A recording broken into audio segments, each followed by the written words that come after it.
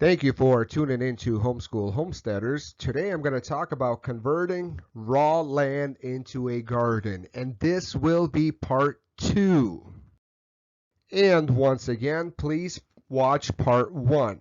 In part 1, I showed how I converted raw land into a garden. I went into step by step. You saw the before and after videos. This part just shows the garden in bloom, what plants I planted and vegetables and fruits and stuff like that. So go ahead and please watch part 1. This video will make more sense if you watch part 1. As a recap, this is the land. In 2018, my family decided we needed more land, so we bought a homestead in the middle of nowhere. And this is the before picture. This is how my land looked before I converted it into a garden. And so what I did was I chopped down a whole bunch of trees, dead trees. I did not cut any live trees. A lot of dead trees on my land, which I cut down. Then I made kind of like posts out of them. And I dug holes in the middle of the winter. Hard work, but it's doable. And then I did 2x4s, 2x6. I did some split beams.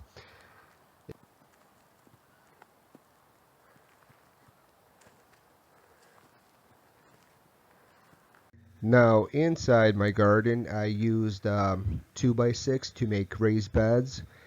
There's some landscaping blocks, and those were free. The previous homeowner left them in the backyard for some project. I took them apart, used them to make kind of like a retaining wall. All the land, all the tree stumps I leveled with a plain shovel. And so finally, when you look at the before picture, this is what it looked like. And eventually I turned my garden into this is basically the completed project prior to planting. Open up the gate and you walk inside. And finally, this is midsummer, probably August 1st. And once again, you open up the gates. This is early morning, so probably 7 a.m. So the sun has not fully risen yet, so it's still a shady spot. But look at how the garden looks in bloom. And once again, we could even take a step back, come back in the afternoon, kind of like I'm doing right now, and you could see the garden in midday. So there's a lot more sun, about maybe 6 to 7 hours of sunlight every day on my garden.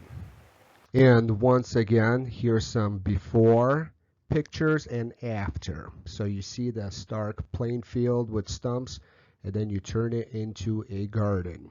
Once again, a before picture in the wintertime, how my land looked prior to me doing some work. And finally in the summer, once again, this is probably August 1st, and you see the garden in full bloom. You see the posts. The posts are made out of dead trees. I dug holes in the ground in the middle of the winter. Then I did some 2x4s, 2x6s. I split some beams, as you can see from this video. Kind of like sharpen a pencil technique, sticking into the hole. That was time consuming. This is why we switched to the 2x4, 2x6.